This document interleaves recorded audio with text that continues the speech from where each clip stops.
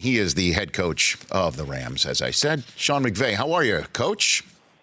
I'm doing good. How you doing, Rich? I'm not 8-0. I don't think I'm 8-0. Well, it's like a yearly thing, man. I was on with you last year. We had our bye around Halloween time, and That's right. You got to get me on around Halloween. I like that. Now, you were going to a party for Halloween for your bye week. Are you dressing up as anybody today? I am not tonight? dressing up. It worked out where we had a little bit of time off, but Right. The only thing I'll be doing is trying to figure out how we're going to go try to be the best we can against a tough team this weekend. Okay, in the Saints, let's jump into a couple of items. Is Cooper Kupp going to be on that field in New Orleans, do you think? I think so, Rich. He's done a great job. Cooper, he's attacked his rehab the right way, and looking forward to seeing him on the practice field this week. But he's feeling good. He's very optimistic about it, and the anticipation is that we will have him. But I think it's been great. We've obviously missed Cooper a lot, but I thought it's also given guys a chance to step up, and I think we've seen Josh Reynolds do some really good things to continue to add to the depth of our offensive receiving core, but we're excited about getting Cooper back, and unless there's a setback, we're expecting him to go. And how much do we see Dante Fowler Jr., the player that the Rams' Les Snead front office acquired for you and Wade Phillips in your defense just yesterday?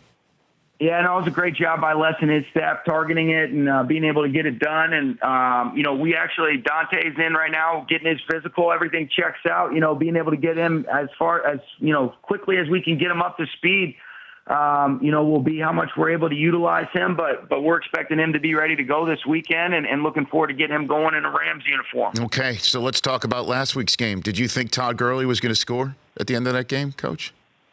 You know what? I didn't, because Todd is a situational master, Rich, and he knew exactly what to do right there. And, he's a special player, but he's also one of the smartest players I've been around. And I think that his big picture understanding and most importantly, just the unselfishness that he demonstrated right there when you look at just the production he's had specific to touchdowns and always putting the team in front of some of the individual things you can accomplish, I think says as much about Todd and really our team as anything when one of our captains, our leaders, is doing the little things the right way and trying to find ways to just win the game, even if sometimes it does hurt your fantasy stats.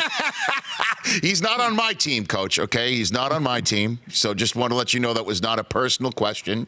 It is something that everybody is talking about. And so is that something that you discuss with Todd or it goes unsaid? You don't have to remind him of situations like that. We always are in constant dialogue. As coaches, it's our job to try to create clarity. But our players know that. We're in constant communication with them. We knew going into that situation right there that if we were fortunate enough to get a first down, it was one of those deals where it's a first down, go down. We don't want to end up scoring because we don't ever want to get the ball back in number 12's hands for the opposing team. And we can just run that clock out and ensure the victory. Sean McVay, Rams head coach here on the Rich Eisen Show. How much better can Jared Goff get? What are you working on with him day in, day out, Coach? I think it's just the consistency at which you play with. I mean, you look at guys that have been doing it for a long time, whether it's Aaron Rodgers, Drew Brees this weekend. You're talking about a guy like Tom Brady. I mean, these guys are masters of the position, but there's always that continuous improvement, that focus on excellence with regards to different defensive structures, timing, rhythm, the mechanics of the way that you consistently want to deliver the football. So there's so much that quarterback position entails. But the thing that's great about him, Rich, is that he's obviously so talented, but he's got a great feel for the game. And as he's continuing to accumulate these experiences, you almost just put them in your inventory of your memory so that you can say, all right, hey, this is what Green Bay and Mike Pettin gave me.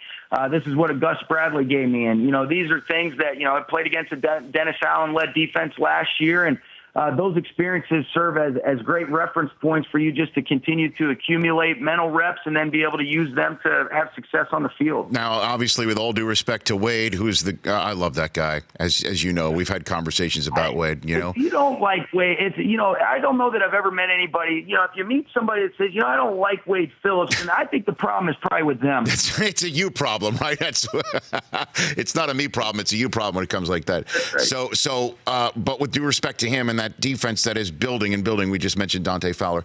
It could come down to the ability of you and Jared Goff communicating and executing on offense because of the way that Breeze and Peyton are executing on offense on the other side. Is that something you think about coming into this week, knowing that you've got a play caller and a quarterback combination of the first variety on the other side there, Coach?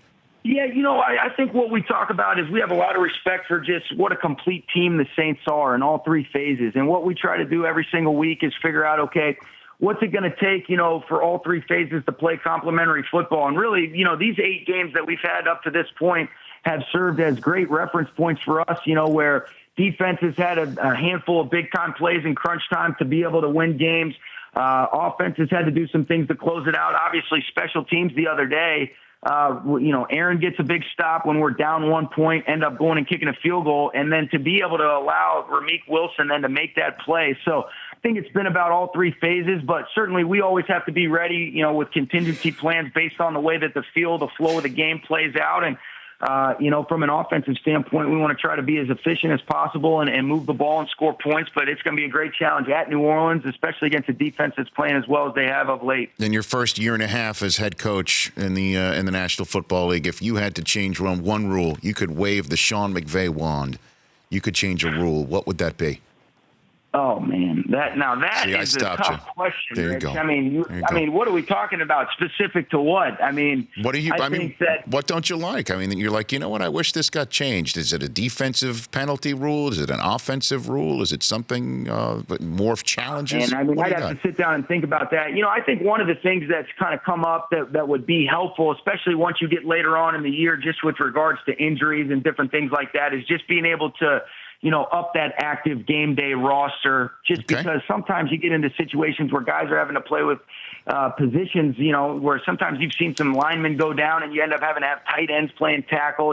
Fortunately that hasn't happened for us, but I would just say increasing the active roster. But if I sat down and thought about it, I'm sure there's always things, but the thing that's good about the league is they're always working towards just, collaborating with, the league, working with coaches, working with the Players Association to try to figure out what's best, for everybody involved and how can we continue to make this a great product that people love to watch. See, I took you out of your tunnel vision on the Saints right there. Just that one question. You really did. I took you right out of it.